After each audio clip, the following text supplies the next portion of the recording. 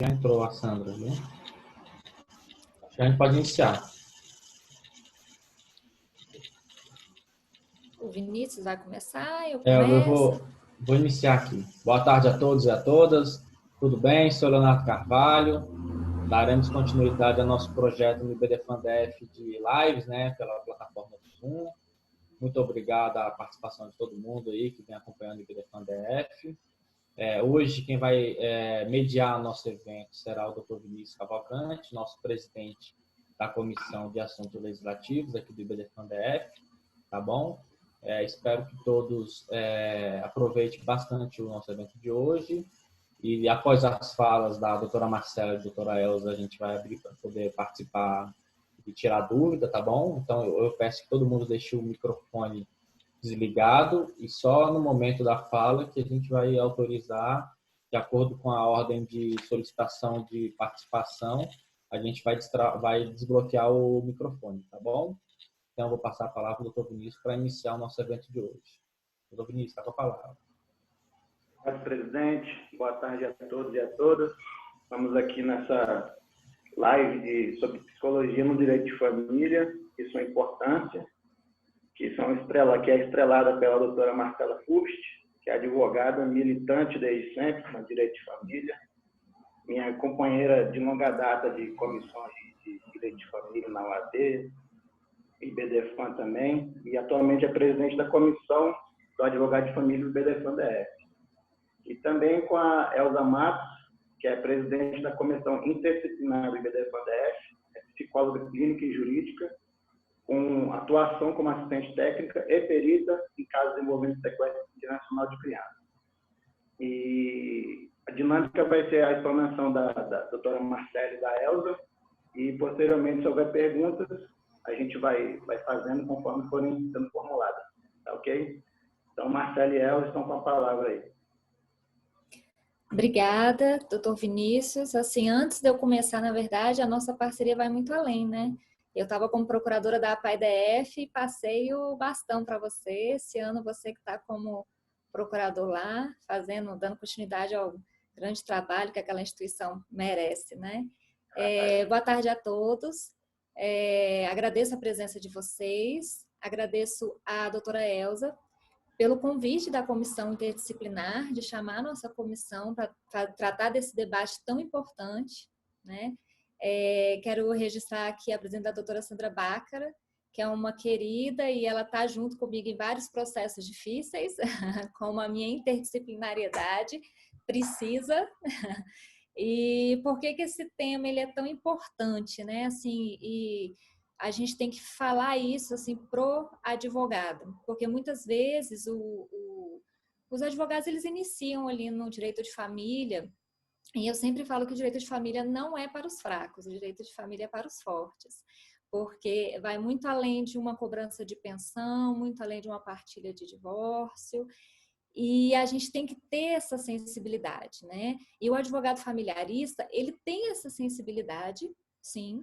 A gente aprende que a gente tem duas orelhas e uma boca por um motivo, que a gente escuta muito mais do que a gente fala, mas a gente tem que estar ciente de que isso vai ocorrer na primeira reunião, né? A primeira reunião, o primeiro atendimento ali ao cliente, a gente escuta bastante, a gente tem empatia, a gente tem paciência, a gente conversa, a gente pega aquele problema dele. A partir daquele problema, não cabe a nós sermos psicólogos, né?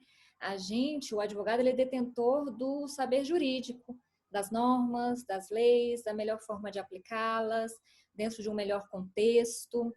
Então, muitas vezes nossos clientes eles são ansiosos, às vezes eles passam por um problema ali de alienação parental, por exemplo, longa, de muitos anos, aí eles têm depressão. Então, são fatos que tiram até a racionalidade deles, né?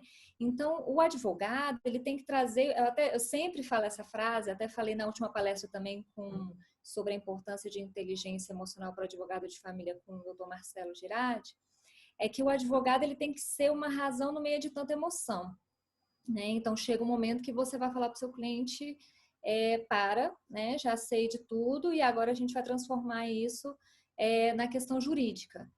Porém, nesse momento também é que o advogado de família ele tem que estar muito próximo dos psicólogos. Por quê? A função dos psicólogos no âmbito da justiça é proteger a saúde mental dos envolvidos, né? Então, assim, até estava conversando com a doutora Elza no sábado, muito sobre essa questão, e há duas formas de atuação da psicologia jurídica, né? Uma pré-processual e uma pós-processual. A pré-processual é aquela em que você tem uma equipe, então que você vai buscar uma mediação, uma conciliação, para buscar a melhor forma de resolução por meio das práticas colaborativas, né, com a outra parte, com outro advogado, porque o advogado de família, ele não vai buscar apenas solucionar o processo, mas ele está lidando com famílias e com vidas, né? Então, até para você poder separar, por exemplo, a questão do divórcio e a questão de guarda e alimentos, por mais que o Código de Processo Civil diga que você possa fazer tudo, eu tenho as minhas ressalvas, né? Porque dentro de um processo de divórcio, você tem uma discussão patrimonial muito grande, de mágoas, de, às vezes, violência, e você tem que deixar isso de lado ou em separado quando você for tratar da guarda das crianças, por exemplo, né? Então, que é aquilo que a gente sempre fala, separar a conjugalidade da parentalidade. E quando você mistura tudo, às vezes é muita emoção, muitos sentimentos, muitas vezes até as partes tentando utilizar as crianças como meio de moeda para o divórcio, né? Então, a gente tem que saber fazer essa separação. E a psicologia, ela vem muito para entrar nessas questões da emoção, né? Assim, de tratar realmente a ferida, de tentar amenizar, às vezes, aquela questão que o seu cliente está trazendo que não é relativa ao processo, né? Então, essa é muita questão pré-processual, tem aquela questão extrajudicial. Mas, na maioria, muitas vezes, não teve êxito no extrajudicial, vamos para o judicial. Ou então você também entra no processo já de maneira judicial, né? Você tem conhecimento pelo seu cliente, já está instalado o litígio, já tem toda aquela problemática. Mas, mesmo assim, você ainda pode utilizar da questão da psicologia jurídica, né? Inclusive, eu trago aqui o artigo 694 do Código de Processo Civil, que eu peço licença para fazer uma leitura, abre aspas. Nas ações de família, todos os esforços serão empreendidos para a solução consensual da controvérsia, devendo o juiz dispor do auxílio de profissionais de outras áreas de conhecimento para a mediação e conciliação. Parágrafo 1. A requerimento das partes, o juiz pode determinar a suspensão do processo enquanto os litigantes se submetem à mediação extrajudicial ou a atendimento multidisciplinar. Ou seja, você pode, inclusive, parar o processo temporariamente se você vê que as partes realmente não têm como...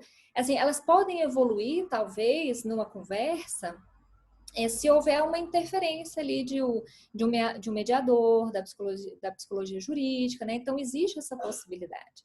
E ela deve ser utilizada, assim, muitas pessoas desconhecem, passam batido, e eu falo que não só os advogados, como o judiciário também, que muitas vezes, assim, nós temos juízes, promotores maravilhosos que são militantes da área, mas nós também sabemos o quanto que nós temos um judiciário que chega de maneira...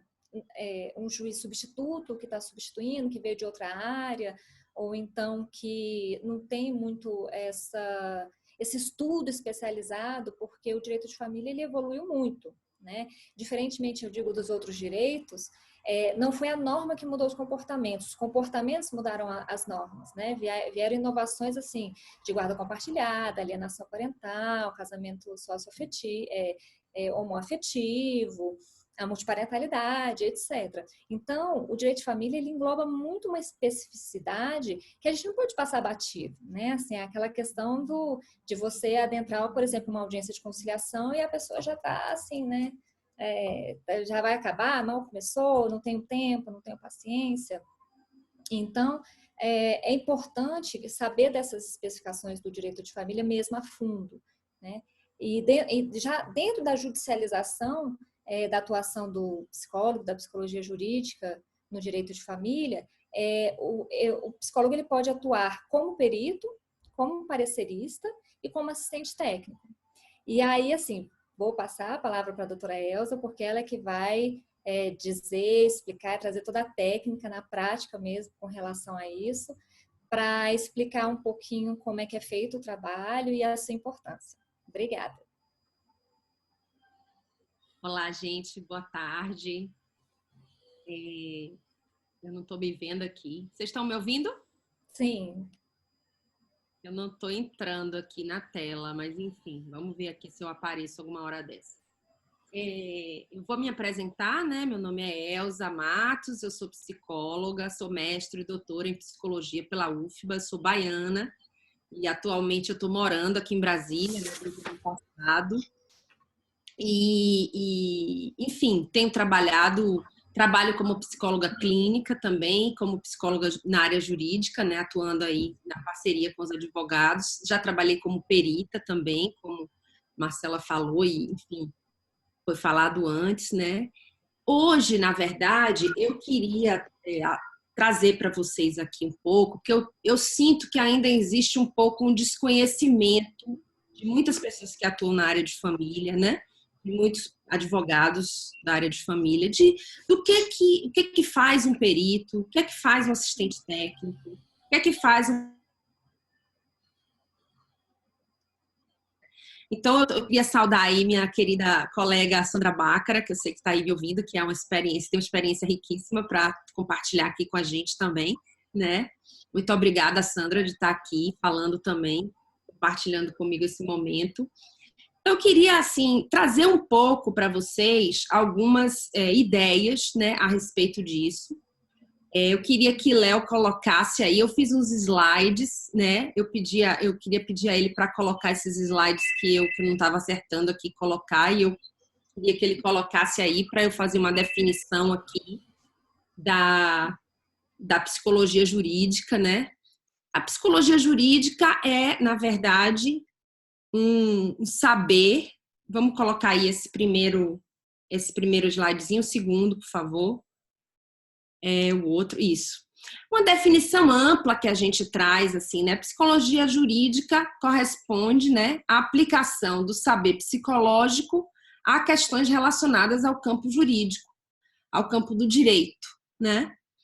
Então, os psicólogos jurídicos, eles tanto atuam, né, dentro dos tribunais, quer dizer, em várias instâncias ali, né, judiciais, como nas varas de família, Ministério Público, Defensoria Pública, até nas delegacias, que não é exatamente do âmbito executivo, mas tem diretamente a ver com processos criminais, com inquérito policial, né? Conselhos tutelares, enfim, são todas as instâncias ali que a gente atua, né? Que tem uma relação direta com o âmbito do direito.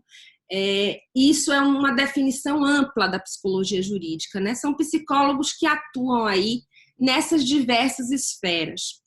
E hoje a gente vai falar um pouquinho mais sobre essas áreas de atuação que estão mais relacionadas com o direito de família e áreas conexas também. Se Léo puder passar aí para o outro slide, por favor. Então, essas demandas que a gente vê hoje mais presentes, né, da psicologia no contexto jurídico, a gente colocou aí 3 áreas, tem 2 nesse slide, mais uma outra no outro slide, que é a área crime, né, que seriam as varas de família, a vara da infância e juventude e a varas crime. Na área de família, né, muito dos trabalhos que a gente tem feito como psicólogos, né, envolvem a guarda, envolve alienação parental, convivência, reconhecimento de paternidade, maternidade socioafetiva. Nas varas de infância e juventude, a gente lida com essa questão da destituição do poder familiar, com medidas protetivas da criança em situações de violência doméstica também, envolvendo a criança, né? Habilitação para adoção. Pode passar aí, Léo, para mim, por favor. Nas varas crime, então, tem as questões envolvendo abuso sexual infantil e violência doméstica, que muitas vezes são envolvidas, vamos dizer assim, né, nessas questões da vara de família. Eu queria apresentar para vocês aqui, né, um slide que eu fiz que fala sobre esses papéis, vamos dizer assim, dos psicólogos nessas diversas, os principais papéis, que são perito, assistente técnico e o parecerista. Por favor, passe aí para mim, Léo, o próximo slide. O slide seguinte, por favor. Tá acontecendo aí alguma coisa. Isso, esse aí.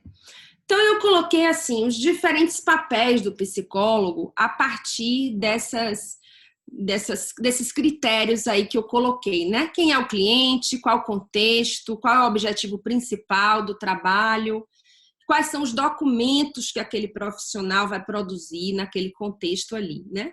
A primeira função que a gente vê do psicólogo, a mais presente, vamos dizer assim, né, é o psicólogo atuando como perito, né, nomeado pelo juiz e, portanto, o cliente dele, em primeiro lugar, é o juiz, né?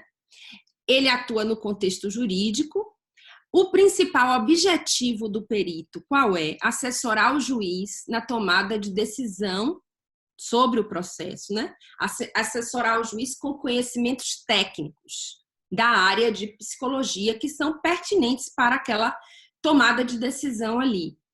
E quais são os documentos? Qual é o documento principal produzido por esse perito? É o laudo pericial, né?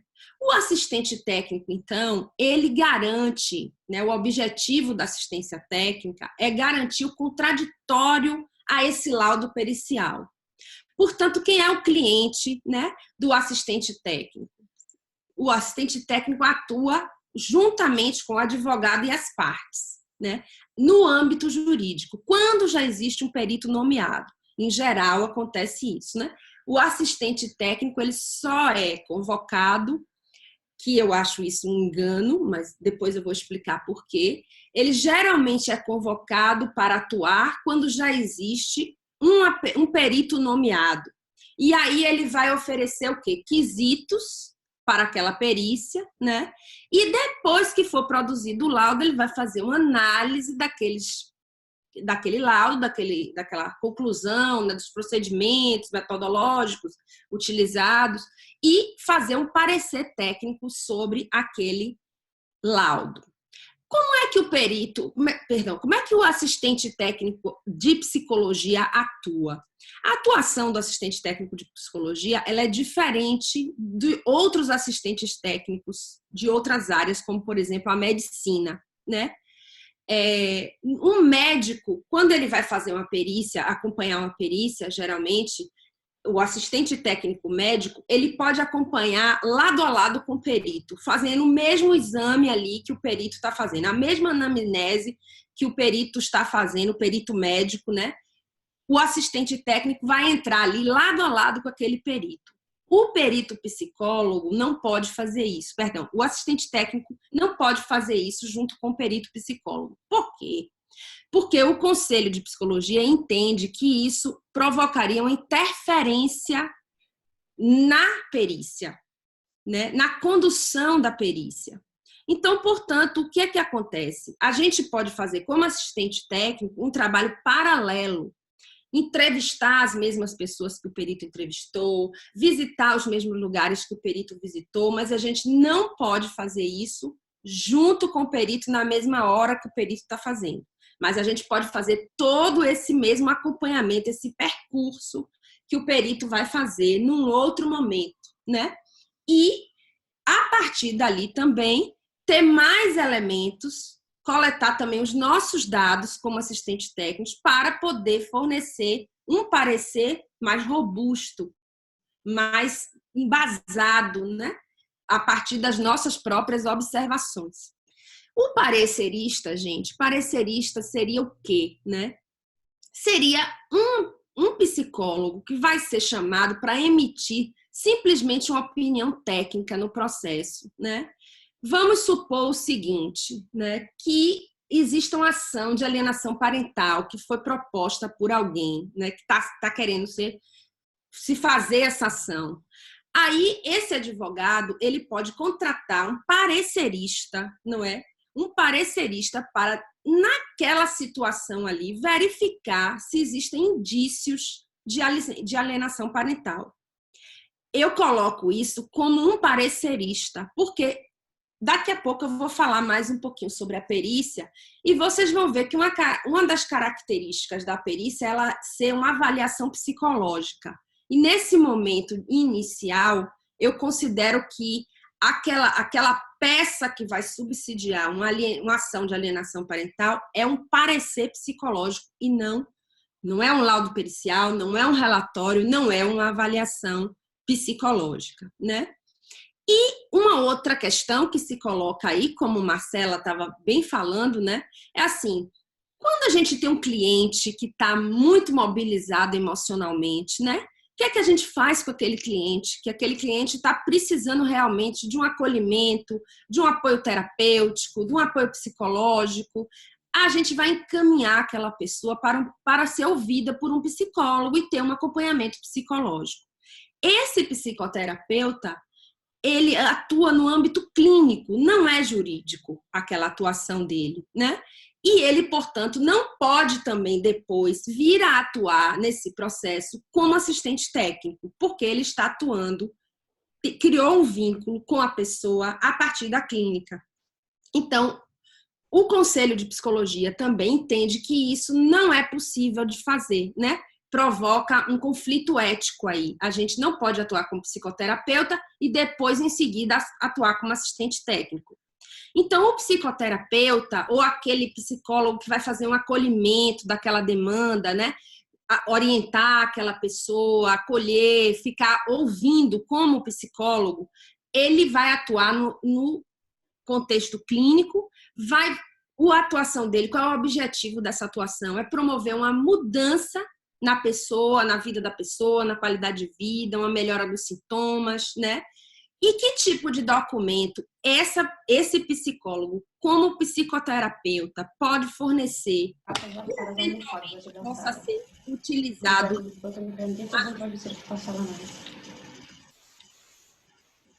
É a declaração, né? Uma declaração de que a pessoa está em acompanhamento psicológico ou um relatório da condição emocional daquela pessoa, caso venha a ser necessário. Por exemplo, uma criança pode-se ter, né, um psicoterapeuta de uma criança fornecendo um relatório que vai ser encaminhado para os autos, né? Isso aí pode acontecer. Ficou claro até aqui, gente? Então, eu queria saber, assim, de vocês, se vocês estão acompanhando bem essas diferentes modalidades aí, que eu vou entrar um pouquinho agora para falar da perícia. O que é que consiste uma perícia, né? Depois eu falo um pouquinho sobre o que é que consiste a assistência técnica. Então, eu queria aí, Léo, que você passasse aí os 2 slides para frente. Pode ser um pouquinho mais para frente. Depois eu volto aí. Essa slide, né? Esse slide eu trouxe para mostrar a vocês o seguinte, né? O que é que faz um perito? Qual é a atuação do perito dentro do campo da psicologia? O que é que o perito está fazendo, né? O perito está fazendo algo que a gente chama, dentro da psicologia, de avaliação psicológica. É uma investigação complexa, né? Bem estruturada daquele fenômeno que está se apresentando ali para nós, utilizando diferentes procedimentos, diferentes técnicas, diferentes instrumentos, né? Com o objetivo de quê? De fornecer informações pertinentes a uma tomada de decisão. No caso judicial, essa tomada de decisão é do juiz, né? Tem uma especificidade. Essa demanda judicial vai ter uma especificidade com determinadas informações que são necessárias. Qual é a informação mais importante para um juiz, por exemplo, que está investigando, está precisando tomar uma decisão de guarda? É uma relação parental que vai ser investigada, uma dinâmica familiar. Então, o psicólogo vai investigar, né, o psicólogo perito, vai investigar qual fenômeno, a dinâmica familiar daquela família é um fenômeno psicológico. Né, que você vai, então, ter o perito como alguém que vai investigar aquela dinâmica, utilizando de diferentes procedimentos, entrevistas, né, testes psicológicos, visitas, observações diretas, chama o pai, chama a mãe, chama a avó, chama para interagir com a criança e você observar ali aquela interação e ver como se dão aquelas relações.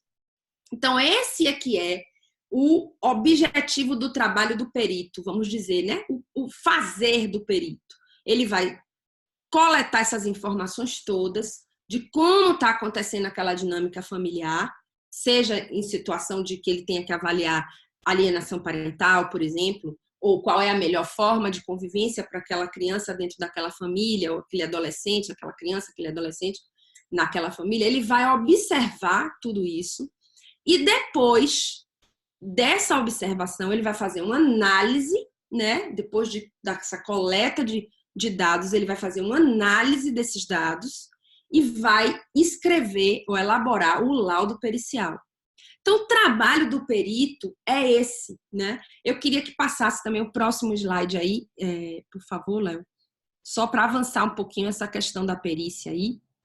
Pois é. Então, quais são as características? Não, antes, um pouquinho, isso. Essas características da atuação do perito, né? O perito, ele tem esse foco na questão legal, né? De fornecer subsídios para essa tomada de decisão. Então, são situações, gente, que vão além da investigação sobre a subjetividade de alguém. Porque na clínica, por exemplo, como psicólogos clínicos, a gente está o tempo inteiro investigando a subjetividade da pessoa, né? Observando ali, procurando entender melhor, compreender aquela subjetividade. Mas no âmbito jurídico, essa compreensão da subjetividade não é suficiente, não é? Porque tem uma questão legal envolvendo aquela demanda judicial para aquela tomada de decisão. Então, é preciso ir além, não é? Você vai investigar os sistemas, como o sistema funciona. Você tem que ter uma visão muito mais complexa, né? Que abarque aquela complexidade do fenômeno ali. Qual é um dos desafios maiores, né? Quais são os maiores desafios dessa demanda jurídica? A primeira questão é a questão do contexto jurídico ser coercitivo. A perícia, quando ela é determinada pelo juiz, é obrigatório o comparecimento, né? A pessoa é notificada da perícia, né? Ela tem que comparecer ali. Então, existe uma obrigatoriedade e essa obrigatoriedade tem repercussões, né? A perícia, ela tem repercussões legais na vida da pessoa. Então, isso, né?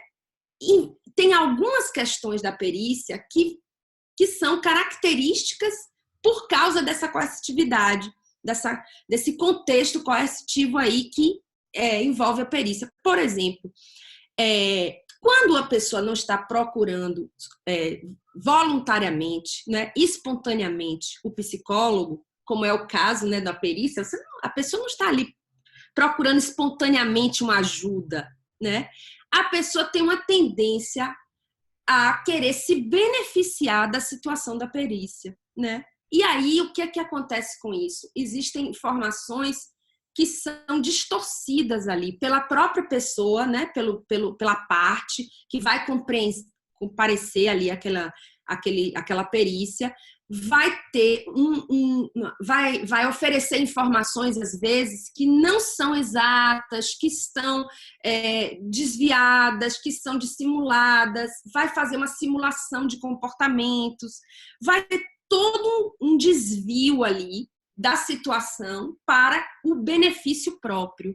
Então, essa situação de coerção, a gente tem que compreender isso como inerente à própria perícia. Então, o papel do psicólogo que está fazendo uma perícia, ele também, muitas vezes, não é de um acolhimento daquela pessoa. Claro que a gente tem que fazer um acolhimento, que fazer vamos dizer assim, um vínculo com a pessoa que está ali na nossa frente, né?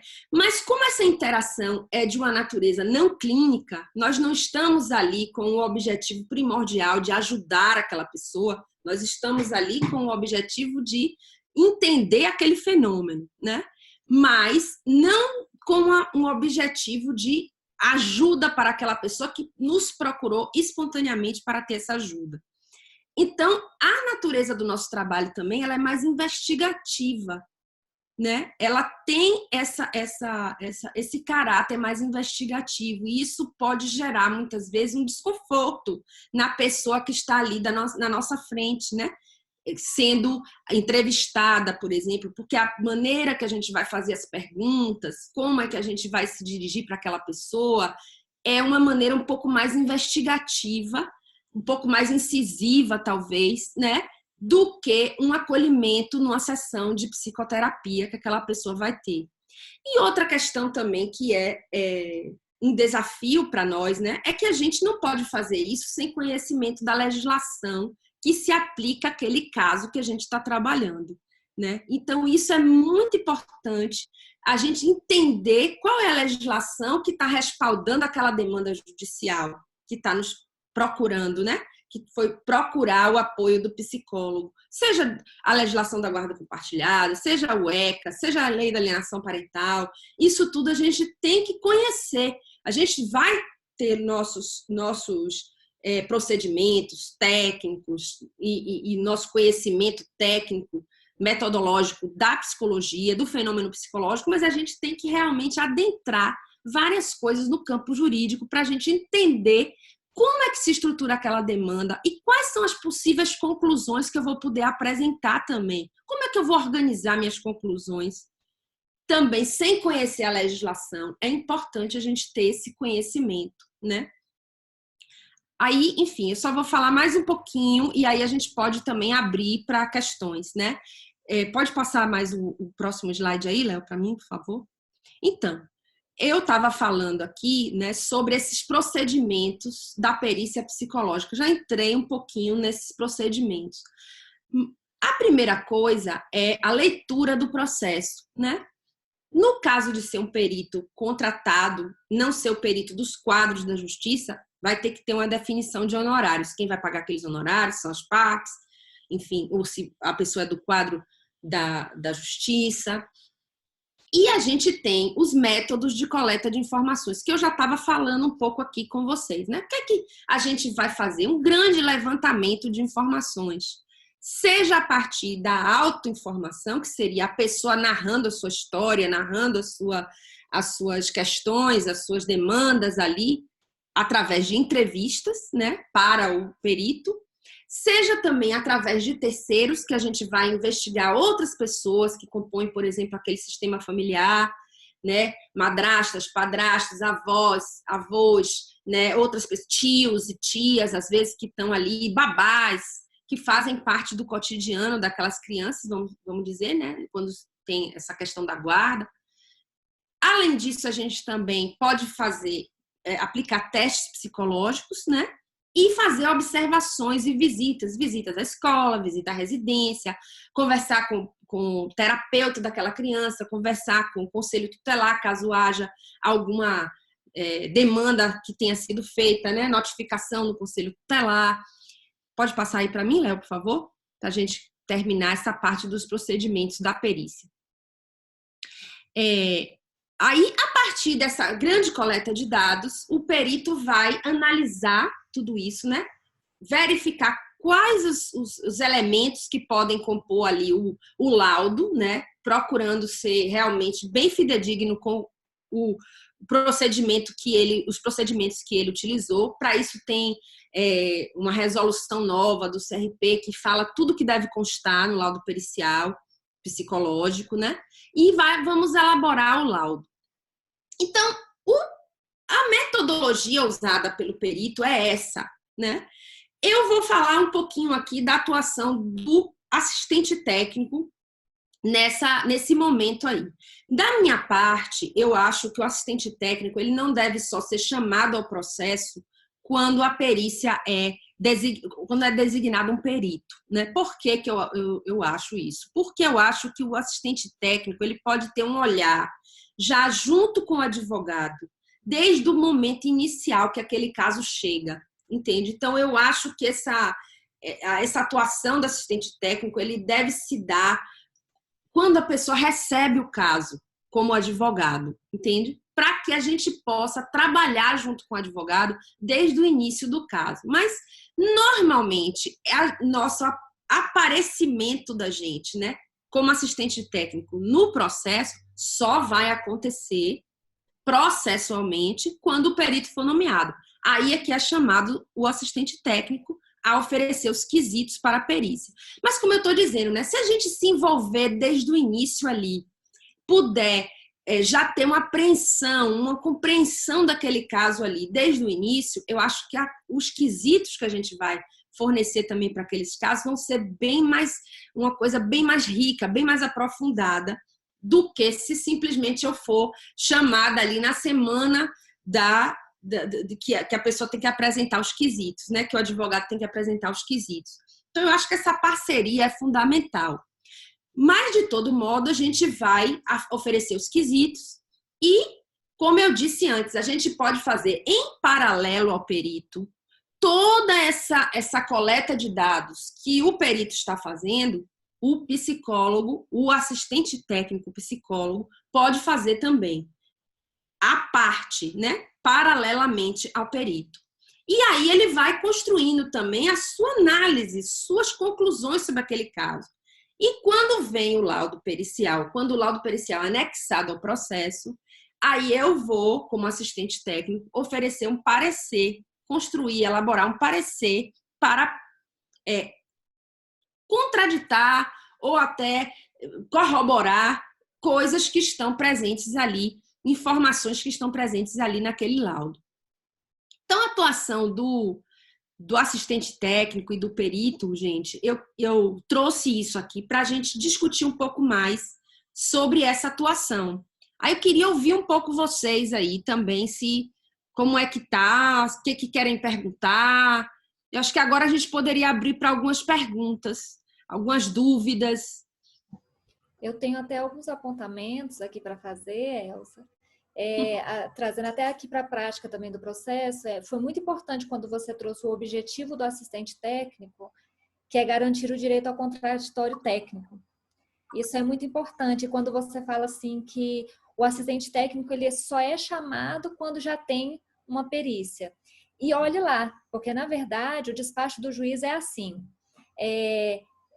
vai ter a perícia, então apresente os quesitos ou caso queira utilizar de um assistente técnico, né? Então, assim, vai do caso, vai dessa parceria do advogado entender da importância de se ter realmente um assistente técnico que possa saber qual é o ponto certo desses quesitos, né? Para que possa, porque são esses quesitos que vão fazer com que se fale ou se comprove aquilo que você está defendendo no processo também, né? Então, e esse garantir o contraditório técnico, ele é excelente, porque o psicossocial, muitas vezes, eu vou falar aqui bem na prática com relação, por exemplo, à alienação parental. A alienação parental, quem milita no direito de família sabe o quanto que o judiciário fecha os olhos para isso ainda, né? Especialmente uma alienação parental materna. Então, quando você traz também um assistente técnico que pode ali fazer um contraponto, pode rebater, pode questionar, é excelente. Isso. Então, e aí eu tenho uma dúvida que, assim, pelo menos assim, nos meus casos, eu costumo impugnar e ver. A questão, você trouxe 4 tipos, né? Quando o psicoterapeuta, por exemplo, que acompanha aquela criança, né? Ele pode ser assistente técnico desse mesmo processo? Não. É isso que eu falei, certo? Nenhum, o psicoterapeuta da criança, dos pais, de ninguém, da família, que não pode ter vínculo com aquela família, né? Ele vai atuar somente naquele caso, naquela situação pontual ali, digamos, né? Somente no caso referente à área jurídica, à demanda jurídica. Isso aí é uma recomendação do conselho, a resolução do Conselho de Psicologia. Por isso que eu falei daquela diferença entre o médico, né? O médico, que é meu médico, ele pode ir na perícia como assistente técnico do perito médico. Percebe? Não tem essa questão, mas o envolvimento, o vínculo que é criado lá com a pessoa no consultório, ele não deve se transpor para o processo judicial. Então, é por isso que a gente tem essa resolução do Conselho, que é uma falta ética, considera, né, uma falta ética do profissional, que é o terapeuta daquela pessoa, querer atuar no âmbito jurídico. Entende? Excelente. E isso até eu trouxe essa questão para passar para os colegas, que eles saibam por quê. Tem o rito processual. Então, quando, por exemplo, a outra parte ela apresenta o assistente técnico, você pode impugnar, né? Assim como aconteceu num caso que a gente falou, não, olha, é a psicóloga da criança, como assim? Né? Tanto quanto também o perito judicial, quando ele não é do tribunal, quando, como você falou, né, que fixa até o pagamento dos honorários pelas partes, o juiz abre prazo para que você possa impugnar, porque às vezes você tem conhecimento que aquele perito atuou em outra ação, né, daquele cliente e houve um problema com isso, ou então que eles têm um vínculo familiar, ou então que você tem conhecimento que aquele perito, talvez ele tenha uma situação familiar parecida com essa. Então, tudo, assim, para os colegas saberem que tem o rito processual, então, assim, você pode impugnar a perícia também, o perito, né? Pode impugnar assistente técnico, pode impugnar perito, tudo, né? Eu queria que minha amiga Sandra falasse um pouquinho aí também da experiência dela, que é maravilhosa. Hein, Sandra? Você tá por aí ainda? Eu não tô vendo todo mundo aqui não, mas eu imagino que você esteja. Não sei se ela tá ouvindo, mas enfim. Tá liberado o áudio dela. Tá aqui sim. Só tá ativado já o áudio dela. Sandra, ela mandou mensagem agorinha.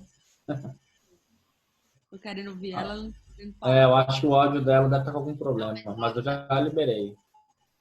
Mas eu acho que...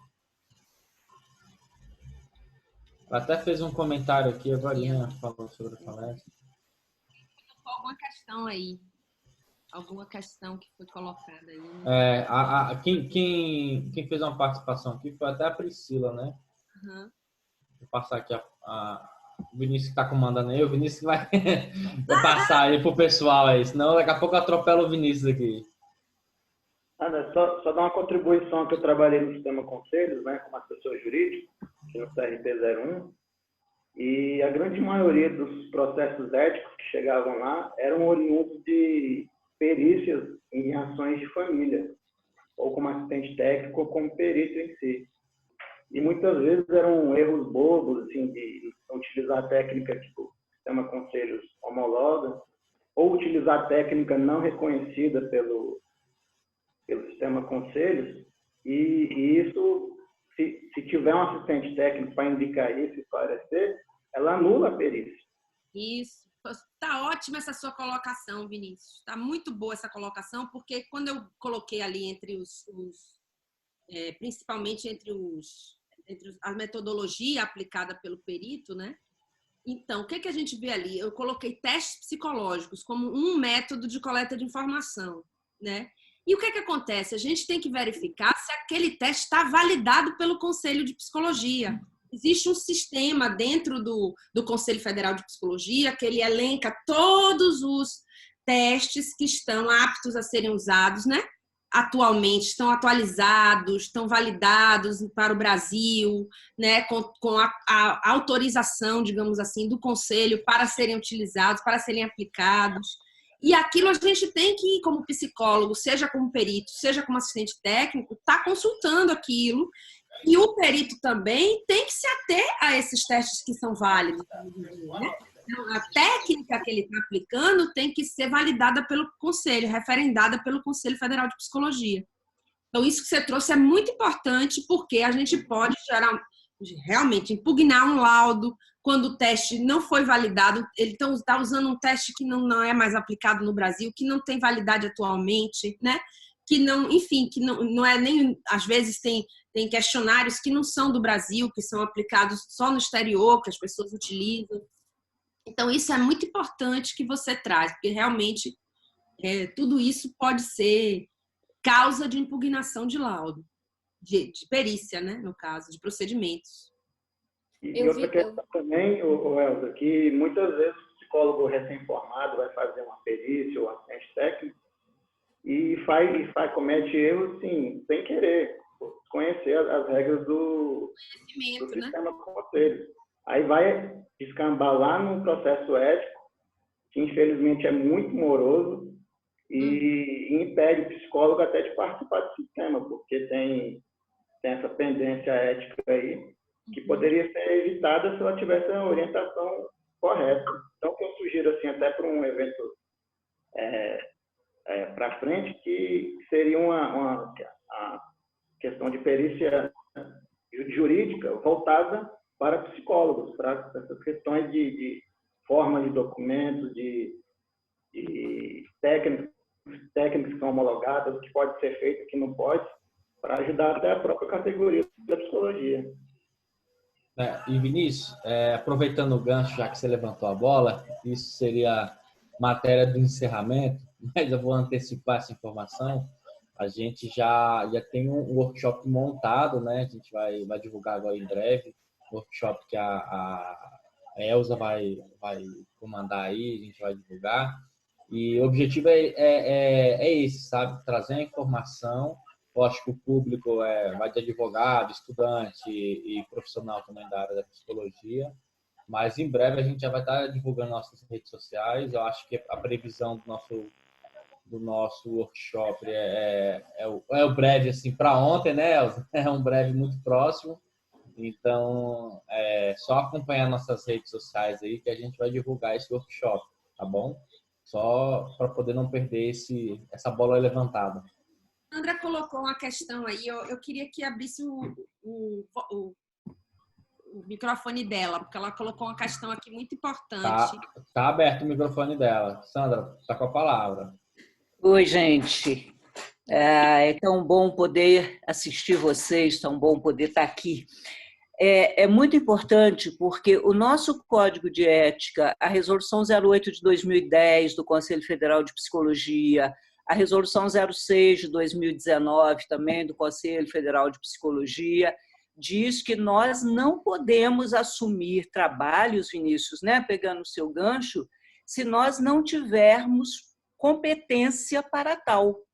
Então, não é que o recém-formado não tenha competência, ele pode ter feito um excelente curso, e eu tenho essa experiência com ex-alunos, mas a experiência profissional faz falta nessa hora, né? Para que a gente não faça uma aliança que não deve ser feita, né? O perito, a Elza falou isso muito bem, o perito ele é imparcial.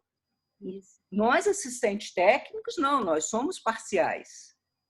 Então, isso é muito importante, a gente ter isso muito claro, né, nós profissionais da psicologia, para que a gente não entre num trabalho que a gente não tem competência para isso.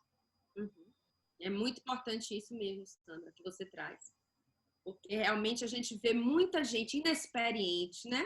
Inexperiente como profissional de psicologia, já querendo entrar como perito, né? Atuar como perito, como se fosse fácil, né? Eu acho que assim, são casos muito complexos, como eu falei, né? Uma complexidade muito grande, né? A gente tem que considerar várias coisas, é uma coleta de informações muito complexa, né? Muito assim, várias etapas, envolvendo observação, envolvendo visitas, entrevistas, então todas essas técnicas, né, testes psicológicos muitas vezes, ou seja, é como se fosse assim um trabalho que o profissional tem que ter muita experiência ali para executar, para realizar aquele tipo de trabalho. Então, pessoas que são assim muito pouco experientes como psicólogos, eu não acredito que possam ser bons peritos, né? E nem assistentes técnicos também, né? Me perdoem, porque realmente você tem que ter uma vivência ali da psicologia, né? Como eu estou dizendo, são vários elementos ali, né? Uma visão sistêmica, uma visão de como aqueles elementos se relacionam, de como aquelas informações vão fazer sentido, como você vai dar um nexo causal, por exemplo, para você apresentar uma determinada conclusão, para que aquela conclusão faça sentido diante dados que você coletou. Isso tudo exige muita experiência, muito estudo, né? A meu ver, não é um trabalho que possa ser executado por pessoas recém-formadas que têm um pouco de experiência na área de psicologia. E nessa Principalmente sem fala supervisão, né, Elza? Isso. Sandra e Elza, até dentro disso, né, a Sandra sabe bem que isso vale tanto para o advogado quanto para o psicólogo, né, que a gente não pode fazer também o que o cliente quer. E a experiência vai muito nisso. Porque você tem que ter experiência para poder... Como que você vai contornar, porque ele é seu cliente, né? Então, assim, como que você vai contornar esse pedido dele, mas você, por exemplo, o advogado, ele detém conhecimento da lei, né? Então, ele não vai... muitos clientes nossos do advogado acham que a gente tem que fazer o que eles mandam. E não é, né? Assim, a gente vai fazer o que está dentro da lei e dentro das possibilidades. E o assistente técnico também, ele fica muito atento a isso, porque não é o que o cliente quer, eu quero que você coloque assim, porque é assim. Não, o assistente técnico, ele faz aquela análise, ele estuda o caso, estuda o paciente, as partes, então também deixar isso bem claro, né? Muito importante. Com certeza. Muito importante. E ali se trata realmente de uma consultoria, na verdade. Nós estamos apresentando ali o nosso conhecimento técnico, né, a respeito de uma questão que está sendo levada ali. Não temos que concordar com a visão necessariamente. A gente está atuando pela parte, mas muitas vezes a parte quer coisas que não estão evidenciadas ali no fenômeno psicológico, né? Digamos, a parte quer provar um ponto, quer que seja levado um ponto que não se configura como alienação parental, por exemplo.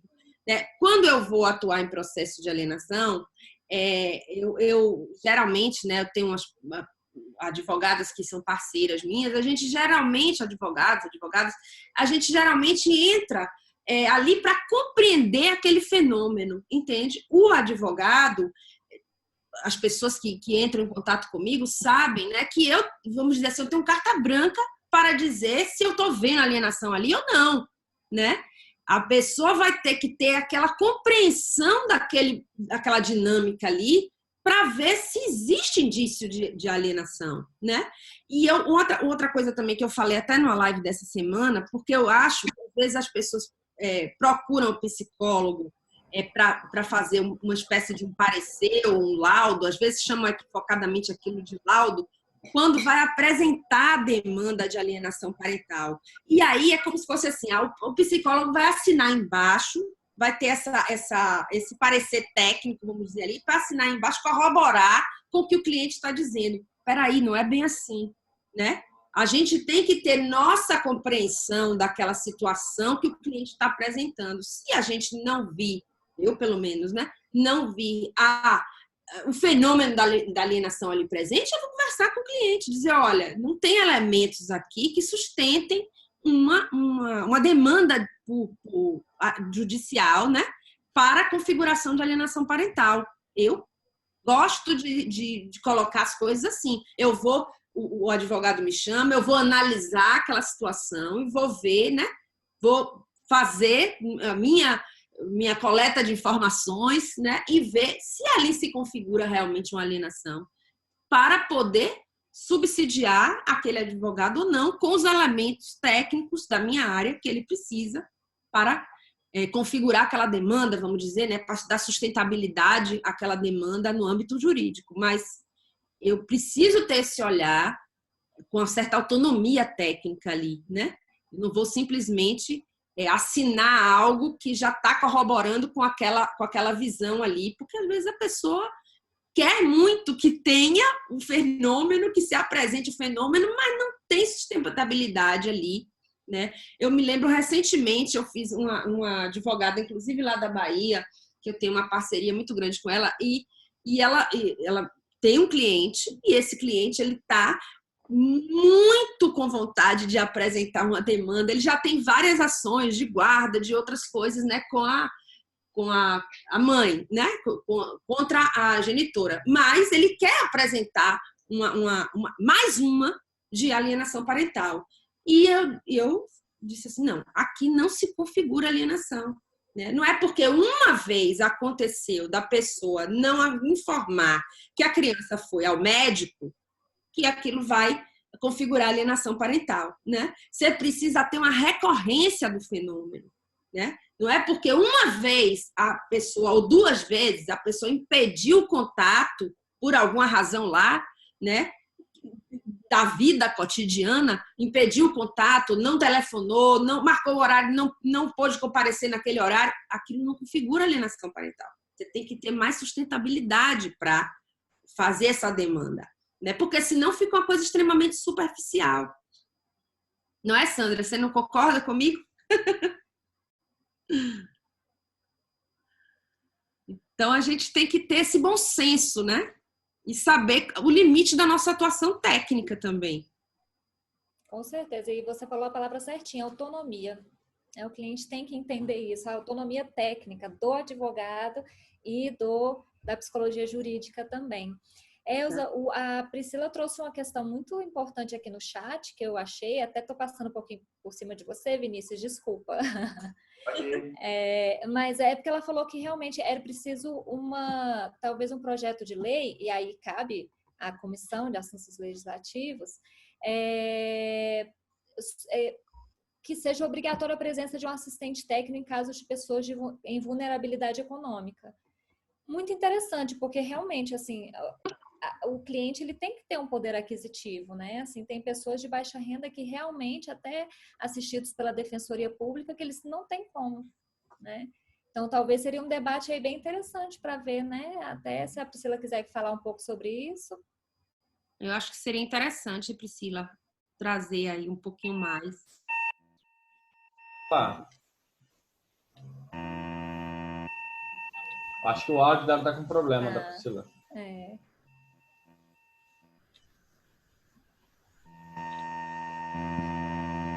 Acho que o seu áudio tá funcionando? Não funcionou, mas tá dando interferência.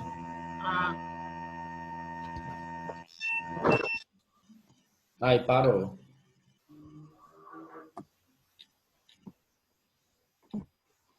Não? Tá ok agora, pode falar. É que, na verdade, nos processos em que nós atuamos, né, lá no escritório, nós verificamos que os processos que têm assistente técnico, eles funcionam muito melhor do que os processos em que não existe assistente técnico. E os processos que nós somos procuradas, que correm depois já estão quase sentença, ou já estão em grau de apelação, em que não teve a presença de assistente técnico, é um processo quase, como eu coloquei lá, entre aspas, né, quase falho, porque muitas coisas deixaram de ser vistas pela falta do assistente técnico, porque nós, advogados, nós verificamos a lei, né? Nós temos sensibilidade, nós somos, por ser só da área de direito de família, nós temos uma sensibilidade, mas nós não temos a expertise para saber o que está acontecendo, para dar um diagnóstico, se é alienação parental, se a criança tem algum problema, se os pais têm alguma incapacidade mental, alguma psicose. Então, eu acho importante, tanto assim, no governo federal, né? Eu acho que o assistente técnico é uma coisa que poucas pessoas têm acesso, pessoas que têm um padrão aquisitivo de classe média alta para cima, né? E seria importante um projeto de lei, até falo para a Renata, né, que é a presidente, Renata, minha sócia, que é a presidente da Comissão de Assuntos Institucionais, né, do IBDFAN Nacional, sobre isso, né, para a gente verificar a possibilidade de fazer uma lei para que se torne obrigatória. Como tem a Defensoria Pública, poderia se nomear um psicólogo também, um concurso, né, para psicólogos atuarem como assistente junto com as partes, quando a outra parte também contratar um assistente técnico, porque se uma parte contrata assistente técnico e a outra não, causa um desequilíbrio muito grande no processo, eu entendo. Assim, para quem contratou é muito bom, né? Mas para outra parte que não contratou, o desequilíbrio fica bem grande. É verdade. E eu não sei, Elza, eu acho isso. Não sei se seria possível isso. Priscila, aqui no âmbito do Defensoria do DF, teria que ser uma lei federal, porque a nossa defensoria é regida por uma lei federal, né? Lei Complementar 80. A não ser que fizesse uma alteração no Código de Processo Civil, né? Também teria que ser federal. Não, eu sei. A não ser que fizéssemos algum movimento com o governo local aqui, com o executivo, para eles mandarem um projeto deles criando um núcleo. Junto à Secretaria de Sejus, alguma coisa assim, um núcleo de psicologia para auxiliar quem é hipossuficiente econômico, né? Quem é patrocinado, quem é assistidor à defensoria ou quem tem gratuidade de justiça, para não deixar tudo só na mão do governo federal. Porque eu acho que o desequilíbrio é muito grande. No escritório nós temos um caso grave de Munchausen, né? De síndrome de Munchausen, e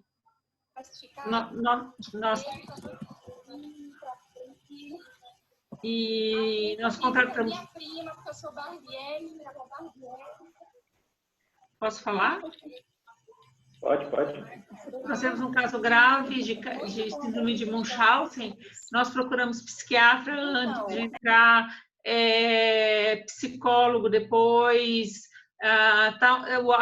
tudo quem decide antes o que vai ser feito no processo é o profissional, é o psicólogo, é o psiquiatra, tudo, porque nós, advogados, não podemos tomar as decisões que seriam tomadas pelos profissionais que nos rodeiam, entendeu? Nós somos pela parte contrária, pela parte, não a pessoa que tem a síndrome, né? Pela parte contrária. Mas, então, eu acho muito importante isso. Ok. Nossa participante aqui é a Josane, que tem uma pergunta. Josane está com o microfone aberto já. Tá bom. Não é bem uma pergunta, é apenas para concordar com a Priscila que o maior problema que a gente tem no escritório é a contratação de um assistente técnico. É muito difícil e as pessoas resistem muito porque tem que despender um pouquinho mais financeiramente, então é bem difícil. E eu concordo que com um assistente técnico seria muito bom para a gente. Eu recomendo, sou parceira da Elza, inclusive, e recomendo a alguns clientes que procurem ajuda de um psicólogo, até para que a pessoa esteja equilibrada e me ajude no processo, porque quando o seu cliente está desequilibrado, e como a Marcela disse, nós não somos psicólogos, nós até, principalmente nós mulheres, temos uma sensibilidade e tudo, a gente ouve, mas chega um momento que você não tem o que fazer. E aí é difícil porque o cliente quer interferir de uma maneira no processo que você não concorda, que você não legalmente, juridicamente, você não tem como fazer. E aí, né? O que você faz? Então, assim, quando o cliente não quer contratar um assistente técnico, pelo menos que ele faça, nem que seja uma vez por mês, uma sessão com um psicólogo, peça ajuda, e eu indico, né? Ou se ele tem alguém, se ele não tem alguém, eu indico, porque senão se torna muito difícil para a gente trabalhar no processo. Você acaba tendo conflito com o teu próprio cliente, que não é uma coisa boa, né? Então, assim, eu não sei como seria o que a Priscila propôs, mas acho que seria importante que a gente pudesse ver como viabilizar isso, porque seria muito importante ter assistente técnico. Era só isso. Ok. Acho que não tem perguntas por enquanto. No começo aqui da nossa live, houve muitos elogios. A Regiane falou que estava super didático. A doutora Tatiana elogiou também, falou que estava ótima, assim como a doutora Sandra Bácara. A doutora Priscila também, a participação dela já foi explanada. O doutor Edson Medeiros também, com as dicas que foram dadas pela Elza. A Verusca também elogiou muito a palestra da Elza. E o apontamento da doutora Sandra, que o profissional da psicologia não pode deixar de seguir o seu código de ética, né? Como todos nós, profissões regulamentadas. Aí eu queria saber se ainda tem alguma pergunta, alguma outra colocação da doutora Elza, da doutora Marcela, algum outro participante. Eu queria fazer uma participação.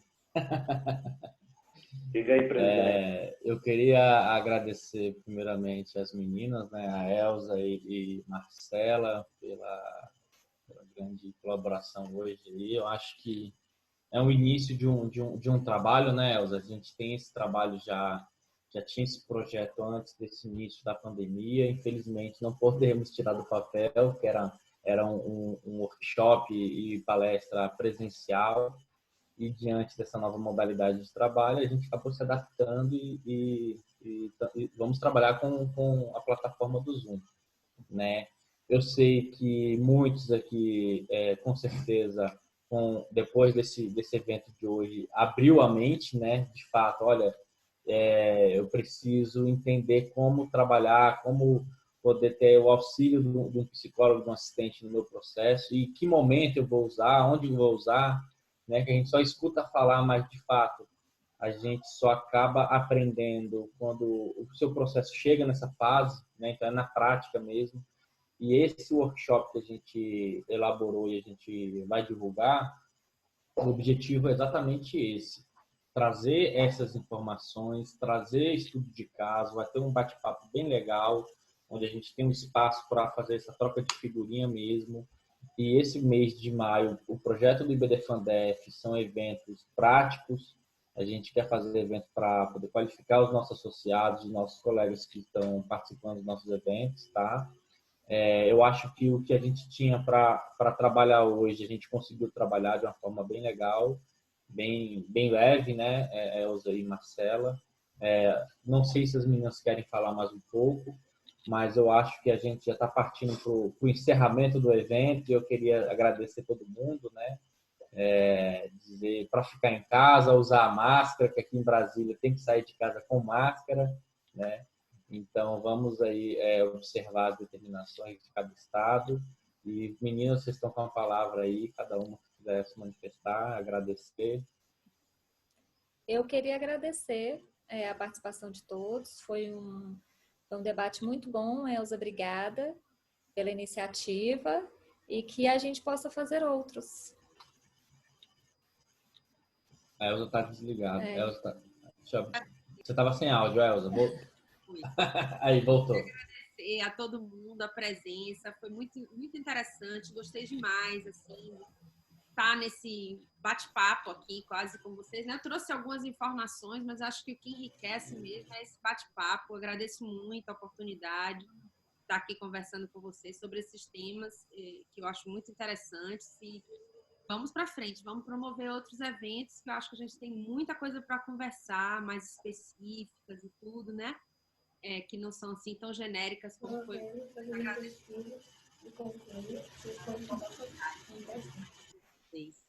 Obrigado, Elza. Obrigado, Marcela. Obrigado, pessoal, por ter participado. Dia 14 agora teremos o nosso grupo de estudo, segundo encontro, tá? É um grupo de estudo que está sendo tocado pela doutora Célia Arruda, faz parte da comissão dela, é um projeto nosso também que já iniciamos aí. Teve o primeiro módulo que foi presencial e agora vai ser pelo Zoom, né? Não tem o que ser feito. Então, fiquem de olho no nosso Instagram, tá? Acompanhem lá o IBDFanDF. E a gente já divulgou. Quem quiser fazer a inscrição, só mandar um e-mail solicitando a sua inscrição para contato ibdfandef@gmail.com. Só solicitar sua inscrição no evento dia 14. Sexta-feira, dando continuidade ao nosso evento de mediação e práticas colaborativas, que já está indo para o segundo mês. Toda sexta-feira a gente tem esse evento, 10 horas da manhã. Também teremos nessa sexta-feira, tá bom? Quem tiver interesse, só mandar um e-mail e solicitar sua inscrição, tá, pessoal? Tenham uma boa noite e até a próxima. Até mais, pessoal. Obrigada, gente.